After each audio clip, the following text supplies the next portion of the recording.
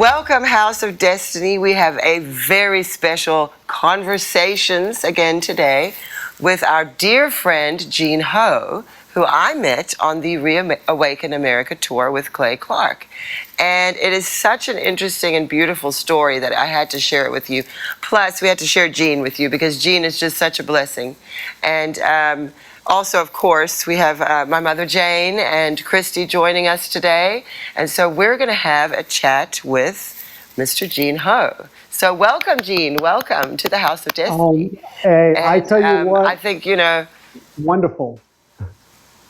I have to say, if I could really just start off, this is a wonderful, this is a career milestone to be on the show with you. I feel wonderful about your dad, and this is great. So thank you.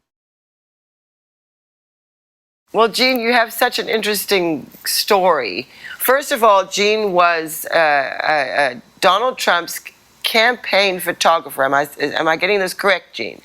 During the campaign? Yes, I was his campaign photographer for 2 years. This was in 2016. And then I was part of the campaign in 2020, but I was assigned to Donald Trump Jr. So I was with the campaign for a very long time. Oh, that's so interesting. So you got to spend some time with them and get to know them as human beings and real people.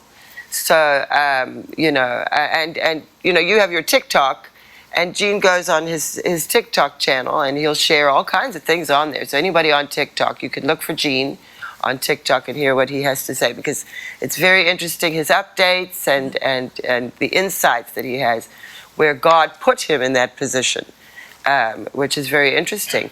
But one of the things I want to ask you about, Jean, and I think this is more pressing today for us, is you heard about my dad. And when I first met Jean, he told me the story right away because he wanted to meet me. And when I met him, he burst into tears. And he told me this. So I want him to be able to share with everybody. You didn't believe in my dad, and you thought he was a fraud. And what happened, Jean? You know, I did not hear about your dad until after he passed away. So all the time that I was with Donald Trump, I never even heard of your dad. And then so when I was researching for the book that I wrote about Donald Trump, I started researching the Bible a lot, and your dad's name kept coming up. And I was certain that your dad was a big fraud, and I was going to expose him because I was going to watch all his videos and say, hey, that's not right. That doesn't make sense, and so forth. But the more I started to listen to him, it was almost like the hand of God told me, this person, Kim Clement, is a man of God. And I started pouring. I've probably seen almost every video that you have ever posted about your dad, and it has had a profound effect on my life. And to me, that's why it's such an amazing honor, a career milestone to be here talking with you and talking with your mother. Yes, you know what? I love to hear stories like this because, you know what, in the world of the prophetic, it's not uncommon for people to not know how to react to it, to initially think, especially if you're not in that world and you don't understand it and you're not there, to think, oh, this has to be a fraud. I mean, if you listen to the accuracy of the prophecies, some of them, you know, I could understand people saying, well, he must have had some kind of inside knowledge. And it's such a blessing to see how God can bless your life through an experience like that. So, you know, again, it's not uncommon to question and to say, well, what is it? I actually don't mind at all. I quite like it when people are hesitant to believe and don't understand, because people like that truly, if they're expressing that, there's something inside of them that maybe needs to understand it. And I think overall, we need to have a deeper understanding of the prophetic in this season right now, because it's a part of the body of the fivefold ministry. Sorry, it's a part of that fivefold ministry is the office of the prophet, and it's needed. And if you look at the way the world has gone, the way things went with Donald Trump, with his presidency and the election and the 2020 thing and all the stuff that's happened, you can see that he is God's chosen person, that God was giving us information we would need and know. And also, that's the thing about prophecy, is that you shouldn't have to guess. It shouldn't be oh, I'm not sure, I don't know. It's Trump will be a trumpet. Like, that's undeniable. But then when you started to get the walls of protection, then you know, okay, this is not only about Trump, but the season we're in. What has God directed our attention to this for? And so I think the understanding of the prophet and the prophetic has been neglected, and God is bringing it to the forefront because it is part of that fivefold. It's part of the whole deal here, and we're going to need it in this time. And so I don't know if you have any thoughts on that, Jean, especially since you've been on the Reawaken tour. You've been able to see, I'm sure, quite a lot of not only what Dad prophesied coming to pass, but what God is doing in this season and pushing us through. And I just wanted to hear, like, what are your feelings on that? Well, one of the most amazing things that happened is that when I was first on the Reawaken tour, I was there, we didn't know each other, all the speakers, and then suddenly someone would say, you know what, I listened to Kim Clement. I was like, I do too. And there was a connection. And I believe that God has used the Reawaken America tour to connect his family together, the remnant of his family together, to introduce his children to one another. And if you remember when we were in Portland, it was just so amazing. Because that prophecy of your dad, when he says there will be one party of people. And I remember when that happened and you were up on stage and your father's image so big on that screen. It was truly one party, one people. And really, that's the main thing with what's going on today. It's not just Trump will become a trumpet. It's the fact that our Father is showing to us that he's still alive, and he's still orchestrating things today. And he's used your father to bring the past into the present. And I am telling you, if you've never been to the Reawaken tour, it's almost as if God is connecting all his children together. No, it really is. I mean, you look at who's on the tour, and you look at how many of the people that Dad prophesied their names. Clay Clark, he said, the man named Donald and the man named Clark, the stone. And then you find that all of these characters, all of these people have been brought together by the man named Clark. And then you think about what he prophesied about. The plan is so brilliant, it could only have come from me. That's God saying that. And that plan is still unfolding. Yes. So you haven't seen the big picture yet, guys. It's still unfolding. This big plan is happening. And we are watching the unfolding of it, and we're in a very, very strategic period of time between now 2022 and 2024. We're in a very, very critical time specifically for the United States, what's happening politically, and but you know, God is in control. He knows exactly what's going on, and just like what Kim prophesied, the plan is so brilliant, it could only have come from me. So he's placed all these people together. And you know what? I'll look at, someone like Roger Stone and Clay Clark and General Flynn, just to name a few of the people on the tour. But if you look at them, well, you have someone in Roger Stone who has incredible political strategy. You have someone in General Flynn who understands military strategy. Mm-hmm. So it's almost like God's built up this little army of his own on the side, excuse me, which would be why Dad was seeing that remnant. And also, Jean, I love that you brought up the one party of people, because that is what's really happened with what they're calling MAGA, where it's not really Republican. We've got a bunch of rhino Republicans that are just as crooked as the Democrats. So it's not that kind of a partisan thing. We can't go making a new party, because you make a new political party, really that's just going to split the Republican Party and the Democrats win every time. So God had to come up with a way to fool the people. He says that in one of the prophecies. He says, God says, I'm going to fool the people. because they're going to mess this up so much. I'm going to have to intervene. And so Jean and I and Mom, and Christy, we've all been to Reawaken, and we've seen.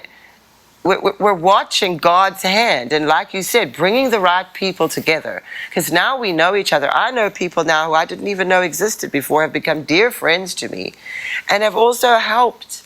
They've helped so much in understanding things I couldn't understand. And you remember Dad did Code Breakers, and with Code Breakers and Prophecy, it was the bringing together and the uniting of people to look at what God had shown, and then everybody might see things a little bit differently, but that collaboration, then it is the weaving of a tapestry, and then you see God did have a plan. Oh, He's leading us in the right way, and that it's a comforting thing, but also, like I said, it's been such a joy.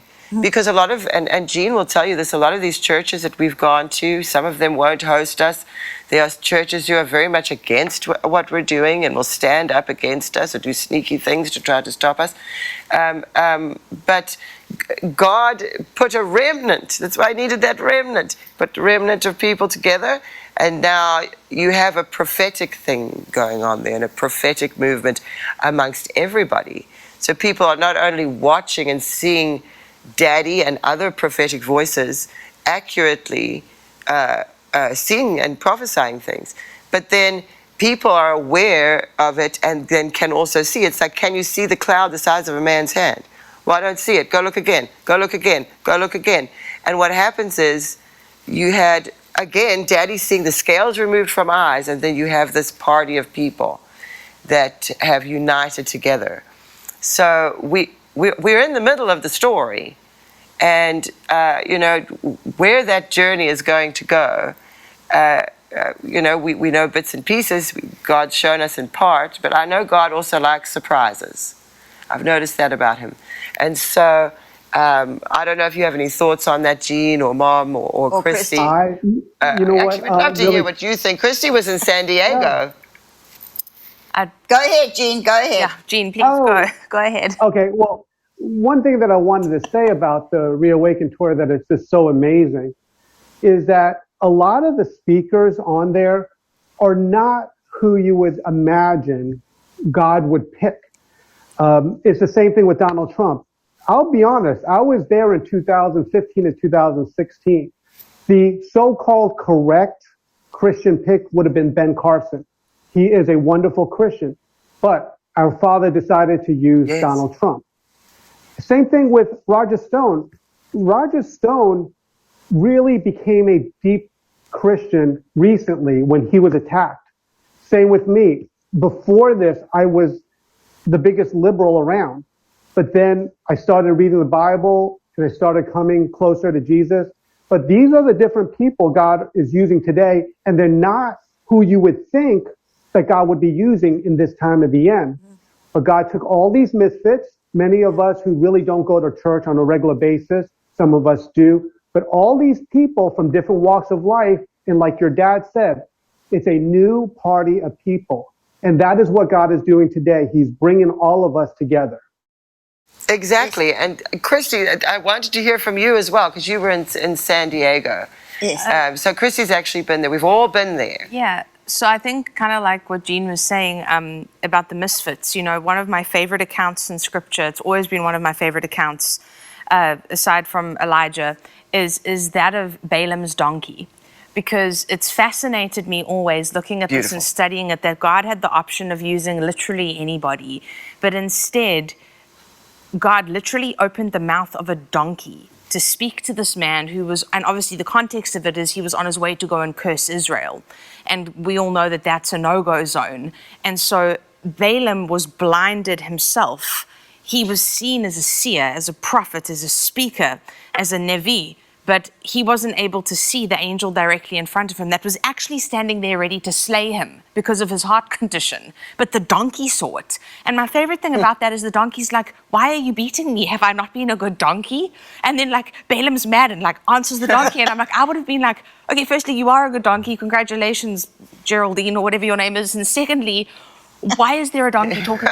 Like that would have been like an immediate sort of, there's probably something I'm not seeing here. But the point is that if God is able to use the mouth of a donkey to speak his will, to perceive something, how much more is he able to use a group of humans who are willing? And in that willingness, in that place of being willing, even for some people not being willing, God is able to bring a changing of heart. Yeah.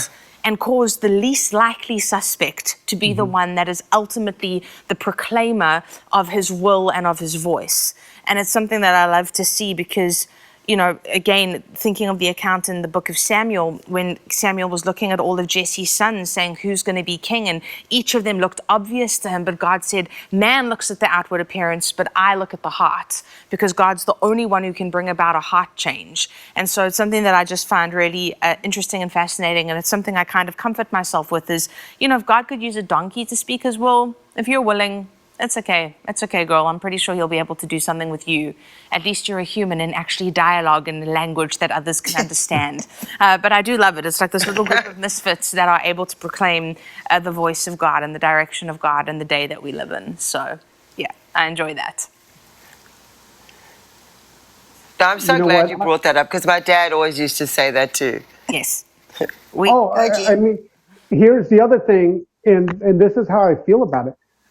When I first saw, like, even just pictures and the videos of your dad when I was first studying it, I was like, it can't possibly. God doesn't use people with long hair, dressed in dark clothes, or whatever my mind said a prophet should look like. But yet, the thing is, it's not for us to decide. And I think that was a lesson for us when it comes to Donald Trump. Oh, God can't possibly be using Donald Trump. Not that man. You would think, that, again, the correct choice, and I love him, but the correct Christian choice was Ben Carson. He is a wonderful, wonderful Christian man. But God chooses who he Agreed. decides that he will use. This is right. That's exactly right. And something that I said to General Flynn about Donald Trump is that it's not that you were chosen to do this, you were made to do this. God formed you and put you through all the experiences in your life because he knew you would end up in this situation here where you would be in this very difficult position of leading the greatest nation in the history of the earth under the most resistance I've ever seen a human being stand. God needed a resilient and tough person. Yes.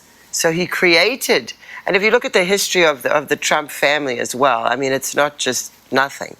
There's so many things tied in there, going back quite far. Which brings me to a question, actually, Jean. You have a T-shirt that you sell at your booth at the Reawaken Tour with Nikola Tesla on it. Can you tell us why? Why do you sell that T-shirt? You know what? It was My husband has one, so I want one. Okay. Yes. Well, we'll definitely get you one. But it's a T-shirt of Nikola Tesla, and if same thing with everything else, do the research of Nikola Tesla and the Trump family. And you know, I think in due time, and of all people, your father prophesied almost like a new energy. I think he said a new source of energy. It's amazing what has been hidden from us. And I believe that we are all in a time of revelation and a time of new exploration. And I believe that God, our Father, has taken dominion back on this earth. And that is part of what we're doing here. Yes. And it's all of God's children getting them together. And it's not only, I get it, it's not only the speakers on the stage, but it's the people that attend. We've had people come up to us and pray over us and tell us things that it would be impossible for anyone to know, to me and my wife. And so what's going on in America is this is the beginning of a great revelation. This is the start of it. And it's amazing, and we're going to see where God will take us all. But he's putting us all together so his children understand and get to know each other. That's Yes. awesome, Jean. Yes, and the thing about it, the energy, I just watched that again the other day. I was just watching where Dad prophesied that, and he kept saying, a new energy is coming, and it's coming quickly.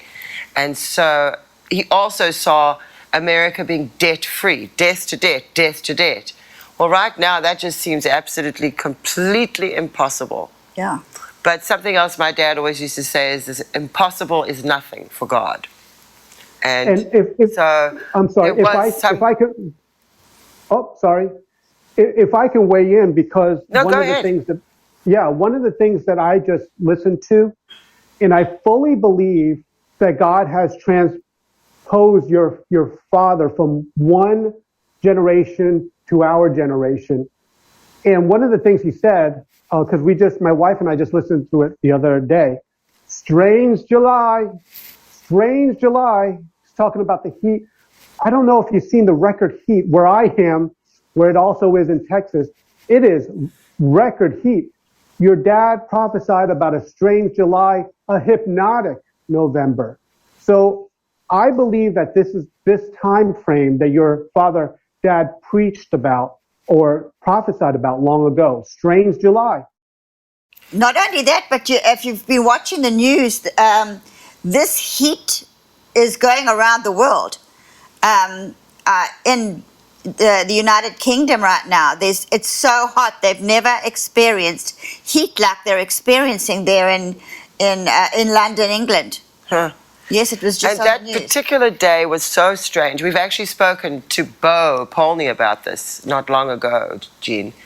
And because he's also been looking at this prophecy, it keeps coming up. And which keeps direct, because I had put that up on my YouTube channel, that particular prophecy where he goes through the whole year and he speaks about summer, and summer says, I will take it so that in the fall they can do their work, and there'll be falls in the fall, and then the hypnotic November as we come up to this election season now in 2022, which would be the November.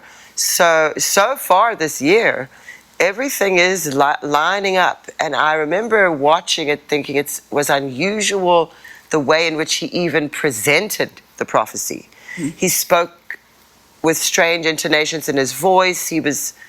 The way he characterized almost each like a season. poet. He was doing poetry. But he didn't normally do it that way. No, he So it didn't. was unusual. Just the presentation was unusual. And then if you look at him going through and characterizing each season and putting a sort of a voice to it, like I'll take it, and then Winter says, but I will make you happy. And so very interesting that you brought that one up as well, because that is a prophecy everybody's kind of looking at right now. And like I said before, I put it up years ago, and I, at the time, kept thinking, well, it's certainly not this year. There's certain things I need to look for. And then kind of forgot about it. And then it started to come up again, and I went and watched it again, and then everybody's pointing out stuff. And again, this is how the code breaking works. So God needed to bring us to all together. He's through Dad prophesied and said certain people's names and certain things that needed to happen. Everybody came together. We've all connected now, and we're beginning to discuss these things. And this is going far beyond what Daddy prophesied. Daddy was the prophet that God used for a specific reason in a season. And now we find ourselves in that time. He prophesied and saw, and it is a sort of this flowering of... It's a springboard to something else. Yes, exactly. And so we and start to see then when the biblical... Go ahead, Jean. Oh, no. Yeah, I just wanted to say, the other thing that I want to say is that when you are speaking, that is Oné, when you're up on stage, and I'm in the audience watching, but it's funny how loved your dad is, because whenever he starts to say something, people around me will mimic his voice, and they'll say something like, and it's a plan so brilliant, it can only come from me. And like people around me are like saying it in his voice. It's the most beautiful thing. And I know you can't see it from where you are on the stage, but where I'm sitting, that's what people around me are saying. They're like, so brilliant. And it just warms my heart so much. Well, mine too, but you see, look what's happening there. Because I'm doing it too, and I'm on the stage. Sometimes if you pay attention to me, I'll be mouthing the words. Now, what's happening there is that we are actually re-prophesying it. We're declaring that promise into the air again and again. I'm playing it up there, and that promise, because these prophecies are promises and declarations, proclamations. So when it becomes known like that, that we can play those prophecies and people will mimic it and say it out loud, there's something so powerful in doing that. My dad used to make people do that in the meetings. He'd make them shout out and proclaim what had been prophesied, because you're putting it out there into the air over and over again. And I mean, the enemy, the devil, he doesn't like that at all. No. That's when you see the enemy start to shake in his boots, because you've got what is started out as a remnant of people declaring God's will over and over again into an atmosphere. So when you go from region to region, there are the same things happening. Because regionally, I'm sure you can speak to this, Jean, you can tell the spirits that are over those regions, and it's different. You know, principalities and powers that cover regions and control regions, you can feel it from city to city that we've gone to. I've definitely noticed it. So there's an importance in just that happening. And that's just happening on its own. I'm not instructing people to do that. We're not telling people to do it, but they're doing it. They're saying the words out loud, and there's power in that, you know, it's a weapon against the enemy. And so, you know, in a time where I think we're surrounded, that's what's needed. That's why we need the prophetic, is what, sort of the way I see it, when it comes to that side of things. So an interesting observation, Jean. And I have to say the same thing. The places that this tour has gone to, it's almost as if in the days of Joshua, our Father wants us to actually have our feet on the ground so he can reclaim it. This is just something that I'm just imagining to myself. But like, our Father has taken us to places such as Portland, which is a very liberal stronghold. He's taken us to New York. Yep. But why is he doing that? Perhaps our Father wants our feet to literally be on that ground, just like in the days of Joshua, saying, listen, that's how I will take it back, by you actually being there. So it's very interesting how our Father works. Yes, and that's Daddy did Boots on the Ground. Yes. That's what Boots on the Ground was all about. And it started in Ukraine. Yes. In 2014, after my Dad went to Ukraine, and he had the whole thing with getting the boots, and these particular boots he wanted, and they happened to have been made in Ukraine. And so he ended up going to Ukraine, prophesying in Ukraine, and that's where he started the whole boots on the ground thing, which was that exact concept, Jean, which is God wants us the prophet to put his feet on the ground in the region. There's something about that, like you said about Joshua, there's something about that. The importance of our actual physical presence in that territory, to say, no, we're taking, especially places like Portland. That was difficult. I mean, they were protesting us in Portland. And I know you remember that, Jean. I think someone even was trying to get to General Flynn, and it wasn't easy. No. So that's something I think you can definitely understand, because it used to happen to you and Daddy all the time. You'd travel into regions, and it would just upend, if things would become upended, and everything would start going wrong and going crazy, because the enemy didn't want my dad and mom and what they carried to be in that territory, because it was going to expose it and deal with it. And I think this is what's happening on a much grander scale right now, which is, I think, the importance of us meeting and coming together the way we are, and God making the connections he's making. He's building a little army. So, actually, my goodness, we're running out of time. Okay, so Jean, I want you to tell, we're running out of time, so I want to make sure you can tell everybody how they can find you, what you're doing, some stuff you've done. I know you did a photography book, am I correct? Tell us all about it and how we can find you. Thank you very much. The main thing is I have a book called Trumpography, and that talks about Donald Trump's path into the presidency, the 2 years that I spent with him. And that is at Trump, the word Trump, -ography. So just like photography, Trump-ography.com. And also, we didn't get a chance to talk about it, but I'm also doing a new project with George. I'm the editor-in-chief. So if you go to georgeonline.com. So georgeonline.com and Trump-ography.com. gmail.com, and that's where you can find me. Okay, that's wonderful. That's great. And I encourage everybody, please, please go and have a look. You're going to love it. And again, Gene is on TikTok too. And I love following Gene on TikTok. So if you're on TikTok, he's there. Are you on other social media as well, Gene? I am, but you can find a lot of my stuff on TikTok. That's Gene_Ho. And I talk a lot about what's going on. And if, in fact, I've even talked about things when it talked about Trump and his return. There's some stuff about your dad on there, on my TikTok. Again, this is honestly a career milestone to be able to come on this show.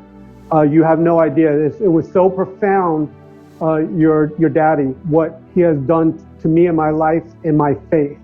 It reminds us today that God is still reaching out to his people, and that is ultimately the source of encouragement that I receive from the wonderful Kim Clement.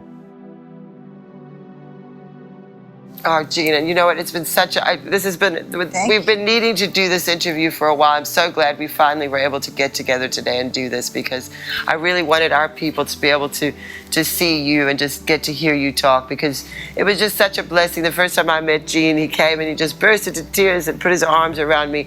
And like he says, it's not just the speakers at these events, but the people as well. Yes. And when you get together like that and you start to realize how much God used my dad to bless so many people in so many different ways, and Even just from the blessed grave. me. I mean, he's reaching people from the grave, which is, Yes, he is. I'm sure he's thrilled about it. He must be, and he would have loved you, Gene. You guys would have definitely got along very well. So I just want to thank you so much for joining us today, and we'll definitely have you back on. Yes. You must definitely Thank you come so back. much, We'll have another and, conversation. Yeah, I believe we'll see you possibly in New York as well in a couple of weeks, if you're heading Yes. down that way. Yes, Okay. I will be in New Excellent. York, so I will be there. So we'll see you there. And thank you, everybody, for joining us today for Conversations. This has been a special one to my heart, too, because Gene is my friend now. And so I hope he can become yours, too. I encourage you to follow him and have a look at what Gene's doing. And we will see you next time on Conversations. As we're giving that which is holy unto God, our worship, and He's watching and He's helping us and He's pursuing us and He's working in our lives. And also, thank you, House of Destiny, for putting God first in your life, because it blesses all of us. I wanted to read a testimony. I first thank you for all that you do. I personally have always been a believer, but for many years I was not a follower. I saw Kim for the first time in 2015, and I didn't realize at that moment, because I was deep within one of my biggest battles of my life. But his sermons were about to bring me to my purpose. And thank you for continuing to share. Sending love and well wishes to all of you. I thank God for your ministry, Nicole. If we can introduce someone to their purpose, then we've done our job. And as we're giving right now, let's realize, let's not take for granted what we're so used to receiving from God on a daily basis, because there are so many who have not yet learned to do so. So we pray for them, that Jesus will be formed in them, and we pray for you that as you give, that God will turn these gifts into salvations and deliverances and the preaching of the gospel around the world through the House of Destiny. We thank God for it in Jesus' name. Amen.